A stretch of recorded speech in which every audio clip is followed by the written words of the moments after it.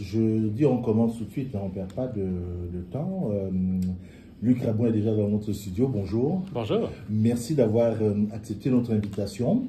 Luc Rabouin, vous êtes le 4e invité d'une série, on va l'appeler comme ça. Le 4e, mais peut-être le dernier, je ne sais pas, je verrai, parce que candidat à la chefferie, à la course à la chefferie de Projet Montréal, nous avons reçu certaines de vos, on dit quoi, colistières, Guéduc Bernier, Gracia Kassoki, Erika Alneus. Vous êtes le 4e que nous recevons. Je rappelle donc maire de l'arrondissement de Plateau-Mont-Royal. La question qui me vient, qui me brûle les lèvres, c'est vous êtes candidat, vous ne pouviez ne pas y aller à cette élection. J'aurais pu ne pas y aller à cette élection, mais vous savez, quand je prends du recul sur les 25 dernières années de ma vie professionnelle et militante, j'ai travaillé dans des organisations qui ont toujours visé à améliorer la qualité de vie à Montréal, à créer une ville à échelle humaine, avec des espaces verts, des espaces de qualité, travailler sur la justice sociale. J'ai été directeur du Centre d'écologie urbaine, j'ai travaillé en développement économique communautaire, où j'ai dirigé une corporation de développement économique local. J'étais à la Caisse d'économie solidaire des Jardins, où on finançait des coops, des OBNL, des organismes qui font du logement social. Et tout ça m'a préparé à devenir maire du Plateau. Et ça fait 5 ans que je suis maire du Plateau, que je suis membre du comité exécutif responsable du développement économique. Au cours de la dernière année, j'ai été président du comité exécutif, j'étais responsable du budget. J'ai développé une connaissance approfondie de comment fonctionne la ville, des leviers dont on dispose. Et quand la mairesse a annoncé qu'elle ne se représentait pas, bien, je me suis posé la question. Est-ce que j'y vais ou pas? Est-ce que j'y vais ou pas? Et je me suis dit, ce qui est le plus important pour moi, c'est que Projet Montréal gagne. Et quel type de leader est-ce que la population a besoin ou s'attend d'avoir en ce moment? Et je me suis dit qu'avoir une personne qui est expérimentée, qui connaît bien les dossiers, qui est pas moi, je ne suis pas quelqu'un qui est polarisant, je suis quelqu'un qui est rassembleur, qui est capable de parler autant avec les gens du milieu des affaires que des groupes environnementaux, que du milieu communautaire. Je pense que c'est ça que les gens ont besoin en ce moment, quelqu'un qui est rassembleur, qui est capable de proposer des solutions concrètes, tangibles, qui changent la vie des gens. Et c'est pour ça que j'ai décidé de me lancer. Vous avez été, je l'ai dit tantôt, un acteur clé de l'administration actuelle. Pour le moment, c'est encore l'administration Plante. Vous avez été un acteur clé de cette administration. Vous vous lancez aujourd'hui dans cette course pour pouvoir succéder d'abord à Valérie Plante en tant que chef de Projet Montréal, puis éventuellement, qui sait, en tant que maire de Montréal. Est-ce que vous assumez pleinement son bilan? Est-ce qu'il y a des aspects, par exemple, dans sa gestion, dans la gestion actuelle, que vous souhaiteriez modérer, modifier, améliorer? Je pense que c'est important de reconnaître le legs de Valérie Plante. Valérie Plante, c'est la première mairesse de Montréal.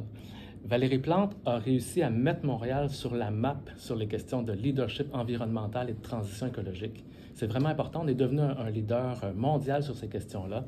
On a maintenant un parti qui est diversifié. On a des hommes, des femmes qui proviennent de toutes les communautés montréalaises. Ça, c'est un legs qui est important de Valérie Plante. Et moi, je dis, je prends où on est rendu, puis je regarde maintenant vers l'avenir. Qu'est-ce qu'on doit faire? Et je vous donne un exemple.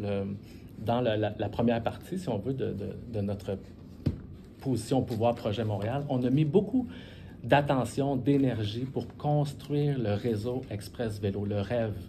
Et c'est fantastique parce qu'on a des milliers de personnes maintenant qui se déplacent en toute sécurité, des hommes, des femmes, des enfants. On ne voyait pas avant des enfants sur la rue Saint-Denis à vélo. Ils le font parce qu'ils peuvent le faire en sécurité.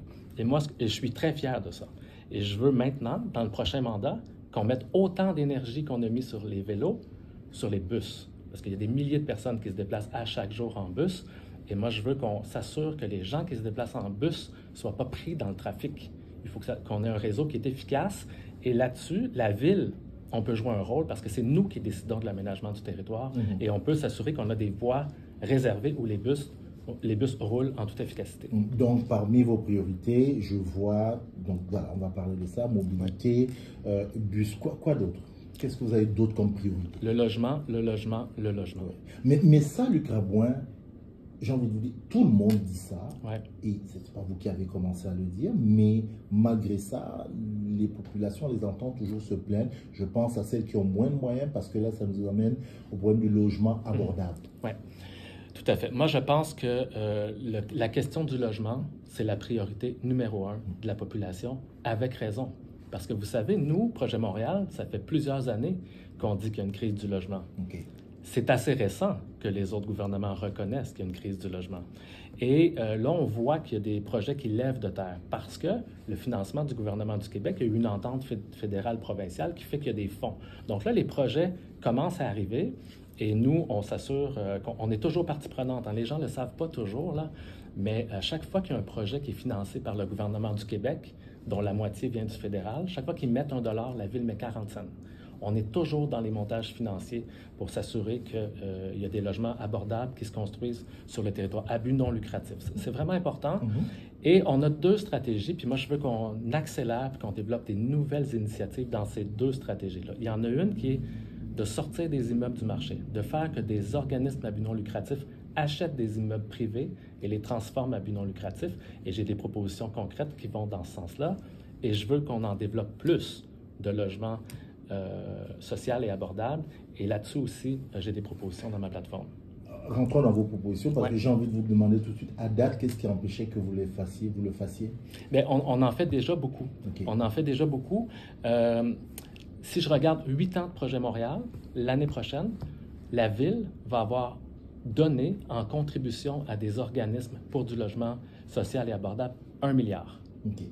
1 milliard de dollars. C'est jamais arrivé dans l'histoire de Montréal. Ce qu'on fait aussi, c'est qu'on achète des terrains. On achète des terrains qu'on réserve pour des projets de construction de logements sociaux et abordables. Où, par exemple? Partout sur le territoire. Okay. On en achète. Et on achète des immeubles. Puis là, je vais vous donner un exemple vraiment concret, qui est une de mes dernières décisions comme président du comité exécutif. Dans Côte-des-Neiges, il y a une société immobilière qui vendait sur le marché 31 immeubles, 700 logements, habités par des familles immigrantes à faible revenu, à une autre société immobilière. Et nous, la Ville, on avait le pouvoir d'égaler l'offre. 103 millions de dollars. C'était impossible pour nous. Impossible, trop rapide, trop grosse transaction, on le fait. On le fait parce qu'on a pensé à ces familles-là. Si nous, la Ville, on ne l'achète pas, qu'est-ce qui va arriver? Une grande société immobilière qui achète un parc de logements comme ça, pas cher, en général, qu'est-ce qui se passe? Il y a des travaux majeurs. Bien sûr.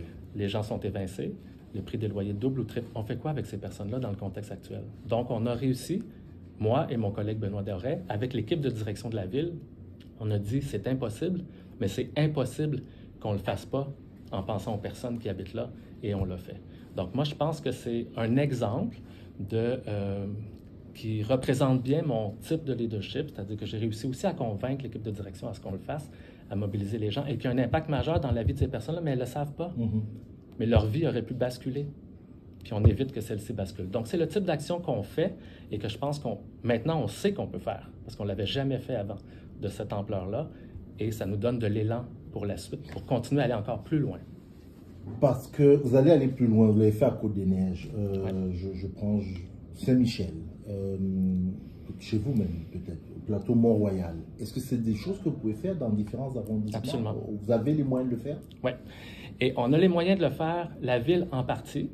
Donc, des projets à 103 millions, on ne peut pas en faire plusieurs par année. Oui, bien sûr. Mais on a fait ça. Ce que moi, je propose, c'est que, par exemple, dans Pointe-aux-Trembles, Corporation Mainbourg a fait une acquisition importante de plusieurs dizaines de logements. Dans le Manoir La Fontaine, dans le plateau Mont-Royal aussi, un OBNL qui a acheté l'immeuble. La Ville est là en subvention, mais souvent, quand il y a un organisme qui veut acheter un immeuble sur le prix du marché, comme les loyers sont bas, l'organisme n'a pas la capacité d'emprunter assez d'argent pour l'acheter, l'immeuble. Donc, nous, on va en partie en subvention, mais là, moi, j'ai annoncé que je vais créer un fonds de garantie de 100 millions de dollars où on va offrir des lettres de garantie pour la portion de financement qui manque pour que l'institution financière prête le 10 ou le 15 % d'argent qui manque puis qui fait que les projets tombent en ce moment. On les voit, là. On les voit, les projets. Il manque 10-15 % pour que l'organisme puisse l'acheter. Nous, la Ville, on va faire une lettre de garantie, puis on va dire aux prêteurs, si l'organisme ne vous rembourse pas, la Ville va le faire. mais l'organisme, il va rembourser. Et la beauté de la chose, c'est que ça ne coûte pas d'argent à la ville, c'est juste qu'on offre des garanties. Et ça, c'est un outil financier qui n'a jamais été utilisé par la ville, mais qu'on peut faire. Puis le fait que j'ai travaillé dans une institution financière avant me permet, et j'ai fait 1 an comme président du comité exécutif, me permet de voir qu'il y a des pistes comme ça qu'on n'a jamais utilisées à la ville et qu'on peut avoir comme levier. Donc là, on l'a vu, mobilité, logement, vous avez beaucoup insisté sur logement. Allons avec une troisième priorité ou un troisième besoin des Montréalais, mais je pense que vous l'avez évoqué un tout petit peu, c'est l'environnement. Il est indéniable que le projet Montréal a fait un certain nombre de choses à Montréal en termes d'environnement. On a beaucoup parlé d'espaces verts, de rues piétonnières. Et là où nous sommes ici, ça en est un exemple. Vous pensez pouvoir aller plus loin sans qu'il n'y ait des parties de la population qui soient victimes? Je pense aux automobilistes, je pense à d'autres utilisateurs de la ville. Est-ce que vous pensez que c'est possible encore? C'est possible, oui. En fait, on a un engagement. On a tenu la COP 15 ici à Montréal. On a un engagement de protéger les espaces naturels, d'augmenter la biodiversité. Et c'est sûr que dans un territoire densément peuplé, c'est difficile, mais l'accès à des espaces verts dans les quartiers pour la population, la pandémie nous a révélé l'importance que ça jouait dans la vie des gens, d'avoir des espaces verts de qualité. Donc, il faut qu'on garde les espaces verts qu'on a, il faut qu'on les entretienne bien, parce que c'est la cour arrière de la grande majorité des gens à Montréal qui n'ont pas de cour arrière ou qui ne peuvent pas partir à l'extérieur le week-end. Donc, les parcs sont importants et on acquiert aussi on a créé le Grand Parc de l'Ouest, Grand Parc de l'Est, donc on a besoin de protéger des espaces naturels et on a fait quelque chose, puis je vais vous donner un exemple d'une réalisation dont je suis particulièrement fier, dans le Technoparc de Montréal. Je ne sais pas si vous aviez entendu parler de l'entreprise Hypertech, une entreprise en technologie qui avait acheté un terrain sur un espace vert, mais qui était zoné industriel. Donc, elle voulait développer son projet et elle avait le droit de le faire. Les organismes environnementaux se sont mobilisés. Et là, tout le monde s'est dit, qu'est-ce que va faire la ville? Elle va protéger l'espace naturel ou elle va permettre de soutenir l'entreprise parce que c'est une entreprise montréalaise qui est importante, qui a plusieurs centaines d'emplois. Et on a réussi à faire les deux. C'est-à-dire qu'on a accompagné l'entreprise, on lui a trouvé un terrain plus adapté pour son projet, à sa satisfaction, puis on a réussi à protéger le milieu naturel. Donc, au final, tout le monde est gagnant. Donc, et moi, j'ai piloté ce dossier-là. Et c'est pas toujours possible d'arriver à ce que tout le monde soit gagnant, mais c'est souvent possible quand on se donne la nécessité de travailler, dialoguer, puis essayer de trouver des solutions. Quand on est en mode discussion, relation de confiance, parfois on arrive à trouver des solutions qu'on n'imaginait pas possibles au départ. Donc, oui, les espaces verts. Puis je pense que s'il y a quelque chose qui n'est pas très controversé, c'est les espaces verts. Ça, puis c'est nécessaire qu'on aille aussi là-dessus pour l'adaptation du territoire. Là, on voit qu'on a de plus en plus de pluies diluviennes qui provoquent des inondations. Donc, c'est important qu'on ait des espaces perméables, donc qui laissent passer l'eau de pluie pour l'absorber. Puis les espaces verts, c'est fantastique pour ça, parce que ça absorbe l'eau de pluie, puis ça évite que ça se déverse tout de suite dans notre réseau d'égouts et d'aqueducs et que ça provoque des débordements. Je veux vous emmener à la course à la chefferie. Oui. L'une des choses qu'on entend le plus, j'ai posé la même question aux autres candidats que j'ai reçus, l'une des choses qu'on entend le plus par rapport à Projet Montréal, c'est, alors réalité ou perception, ça c'est à vous de me dire, mais c'est cette idée selon laquelle Projet Montréal est très centre Montréal. Qu'est-ce que, pour les militantes qui nous écoutent, là, qu'est-ce que vous leur dites, qu'est-ce que vous proposez pour, j'ai envie de dire quoi, élargir un peu la base du Projet Montréal, l'excentrer? Qu'est-ce que vous avez comme proposition? Ouais. C'est absolument essentiel qu'on soit capable d'adapter nos propositions aux différentes réalités locales. Et une des choses que moi j'ai proposées dans ma plateforme, c'est de renforcer l'autonomie des arrondissements, l'autonomie locale. Moi, je suis de ceux qui sont convaincus que les communautés locales, incluant les élus, sont les mieux placés pour identifier les solutions les plus pertinentes à leur situation. Ça ne veut pas dire que la ville se déresponsabilise. Je vous donne un exemple. On a un programme à la ville qui s'appelle le programme de sécurisation autour des écoles. Donc, plutôt que les arrondissements, chacun de leur tour, doivent faire des demandes de subventions à la ville, les arrondissements, c'est la ville, Moi, ce que je propose, c'est de dire, on a un programme de sécurisation des écoles, on décide ça à la ville, on décide les types d'interventions qui sont possibles de faire dans ce cadre-là et qu'on redistribue à chacun des arrondissements les montants associés à ce programme-là et que chacun en fonction du nombre d'écoles, nombre d'enfants, aussi un indice d'équité territoriale, c'est important, ça, on a intégré ça maintenant dans les 2 dernières années. Donc, on investit plus là où il y a plus de vulnérabilité puis il y a plus de besoins. Et chacun des arrondissements décidera des mesures qu'ils veulent mettre en place. Ça veut dire que dans le plateau Mont-Royal, on pourra décider de fermer une rue à côté d'une école parce que c'est ça qu'on considère qui est pertinent dans le plateau. Sans demander l'avis de la ville-centre. Exact. OK. Puis dans Pointe-aux-Trembles, Rivière-des-Prairies ou à Montréal-Nord ou à Saint-Michel, l'arrondissement décidera de ce qui est pertinent pour sécuriser ses écoles sur son territoire. Chacun fera en fonction de sa réalité. Moi, je crois à ça. Vous ne craignez pas qu'il y ait un genre de... Je sais pas, j'ai envie d'appeler ça, permettez-moi l'expression, mais c'est un peu un genre de buffet libre, quoi. Chacun fait ce qu'il veut dans son arrondissement. Vous pensez que c'est, je mets de grosses guillemets, là, contrôlable? Donc là, on parle des sécurités autour des écoles. Hein? Je ne parle pas des grands boulevards, du réseau de transport en commun. Okay. Je ne parle pas de ça. Là. Je parle vraiment des mesures parce que dans certains endroits, peut-être que ce qui est pertinent dans un quartier, ce n'est pas ce qui est pertinent dans un autre. Moi, puis la ville, on détermine le cadre quand même. Nous, on détermine le cadre, puis ensuite, les arrondissements choisissent les meilleures solutions pour leur réalité. Ça ne veut pas dire que je vais être vraiment clair là-dessus. Là. Le réseau d'autobus, là, on va continuer à planifier ça au niveau central. Donc, plus d'autonomie aux arrondissements, mais vraiment encadré. Dans un cadre. Dans un cadre, non, pas utilisé. C'est une course. Vous êtes aujourd'hui 5, à quelques jours. Vous êtes 5 candidats.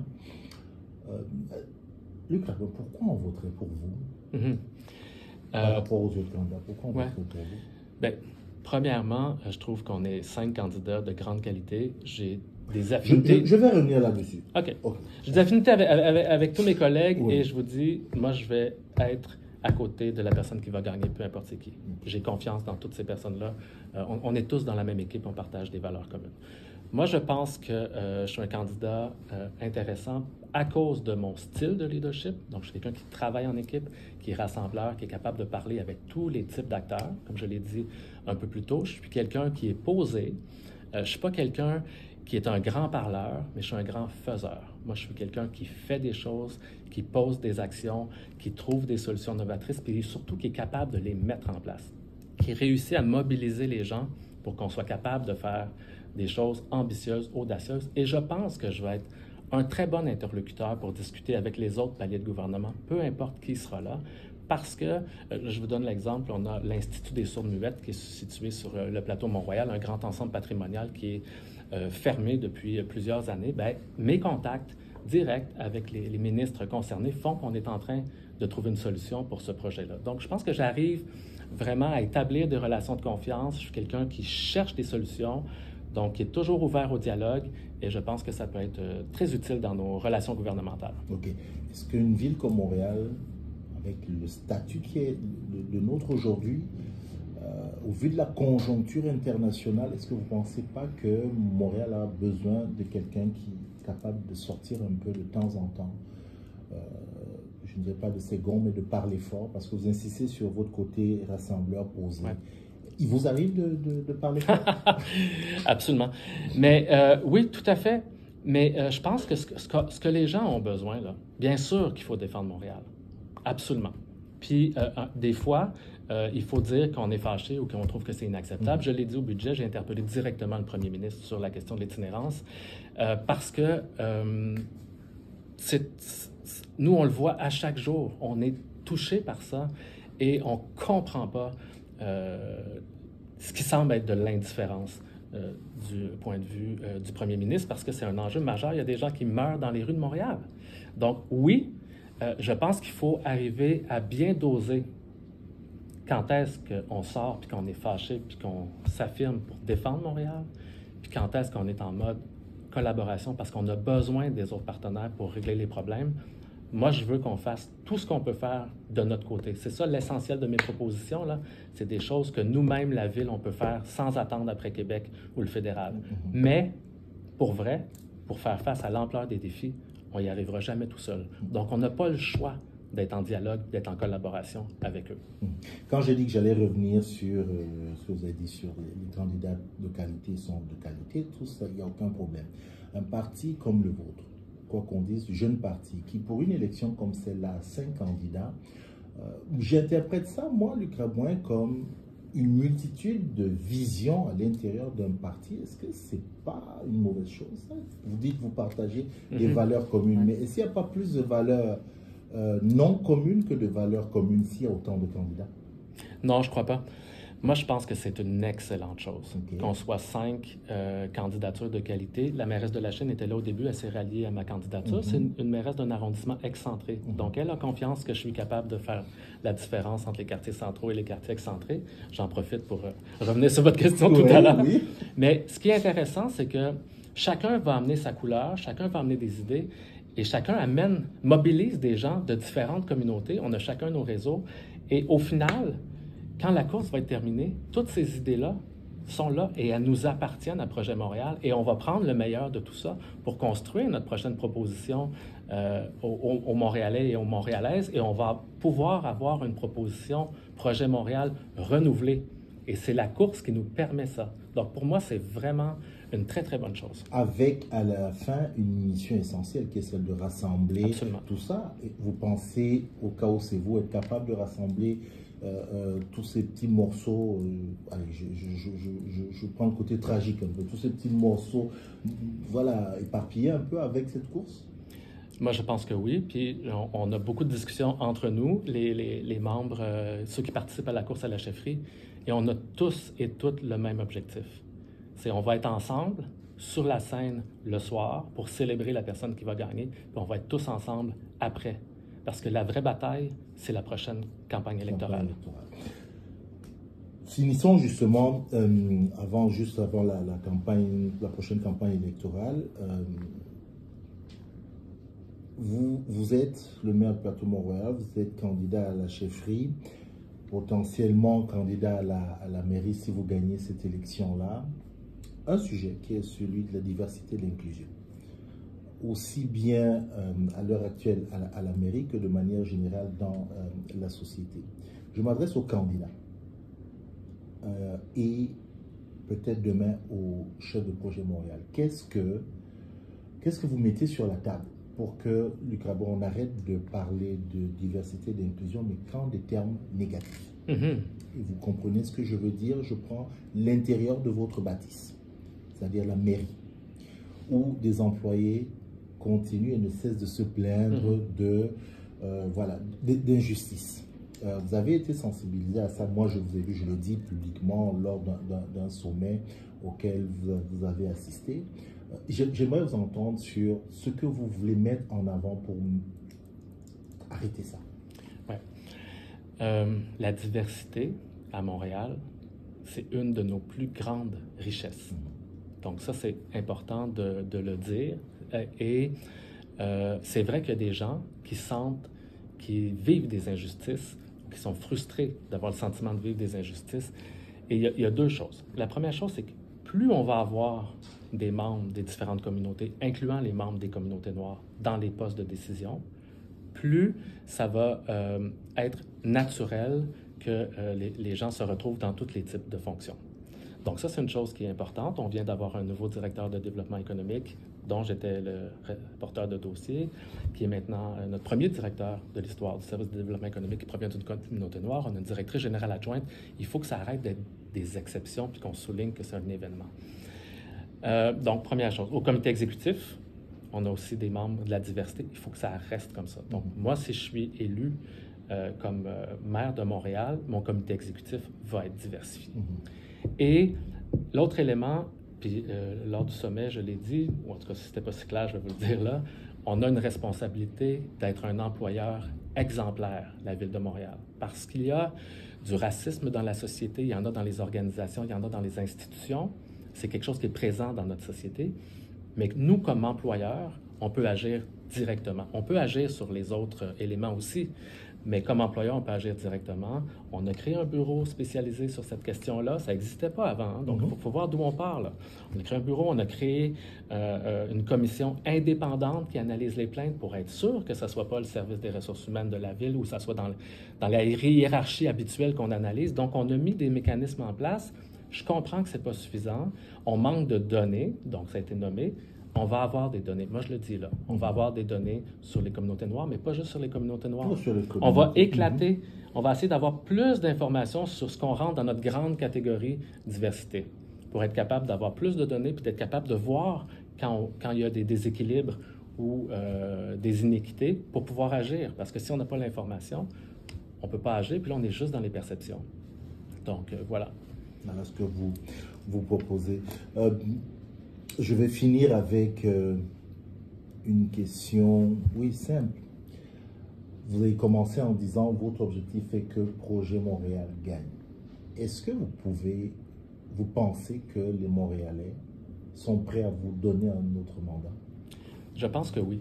Pourquoi? Parce que les gens ne veulent pas retourner en arrière. Donc, on a un parti au pouvoir, qui est un jeune parti, hein, quand même, on a 20 ans, c'est pas un vieux parti. On est arrivé avec une proposition de projet de société qui mise sur l'environnement, le logement social abordable. On est sur les priorités, on est vraiment aligné sur les priorités des Montréalais, la mobilité pour tout le monde. Et je pense qu'ils peuvent nous faire confiance une troisième fois. Il faut qu'on arrive avec une proposition qui est renouvelée, que les gens sentent que nous aussi, on évolue, puis qu'on reste en phase avec leurs priorités.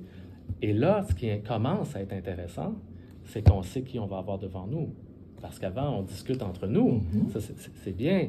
Mais là, quand on commence à voir qui on a devant nous, bien là, les gens vont pouvoir faire la comparaison. Parce qu'au final, il n'y a personne qui a une proposition parfaite, mais les gens choisissent la proposition qui est le plus en phase avec leur vision de la ville et leurs priorités. Puis moi, je pense que Projet Montréal, on va avoir une proposition qui va être vraiment en phase avec leurs priorités. Le fait qu'une ancienne ministre fédérale annonce sa venue probable à Montréal dans le parti d'opposition, donc comme éventuelle future candidate, c'est plutôt une bonne chose. Simplement, Soraya Martinez qui viendrait être candidate pour Ensemble Montréal, pour vous, c'est une bonne chose? Bien, c'est une bonne chose parce que là, on commence à voir un peu qui est devant nous parce qu'Ensemble Montréal semble être en difficulté de recrutement de candidats. Donc là, il y a une résidente de Longueuil. Ça vous ravissait? Non, non, non. Nous, on avait hâte de voir avec qui on allait avoir devant nous. Donc là, on a une résidente de Longueuil qui a décidé de choisir Montréal et de déménager à Montréal pour se présenter à la mairie. Bien, tant mieux. Donc, on va pouvoir commencer les discussions puis voir c'est quoi les propositions qui nous distinguent. Luc Arbois, merci beaucoup. Merci d'être venu en quelques minutes comme ça nous dire un peu, quelques points de votre vision que vous allez probablement développer. Il reste quoi, 2 jours, hein, c'est ça, pour les cartes, parce que c'est ça, hein, jusqu'au 13, je pense. Ouais, les gens ont jusqu'au 13 février pour devenir membres de Projet Montréal, parce que c'est les membres qui vont choisir le candidat ou la candidate à la chefferie. C'est ça. Et puis, dans un mois, il y a l'élection. Le vote, oui. Voilà, c'est ça. Merci d'être venu nous parler de votre vision. Et puis, la prochaine fois que je vous reçois, c'est en tant que... C'est avec quel casquette? Ça dépend, c'est quand. Peut-être que vous allez me réinviter avant le 15 mars, puis je vais être candidat à la chefferie. Ou peut-être que vous allez m'inviter après, puis je vais être chef de Projet Montréal. Le 15 mars, OK. On l'espère. C'est pour ça qu'on fait la course. C'est tout le mal que je vous souhaite. Merci beaucoup. Merci à vous.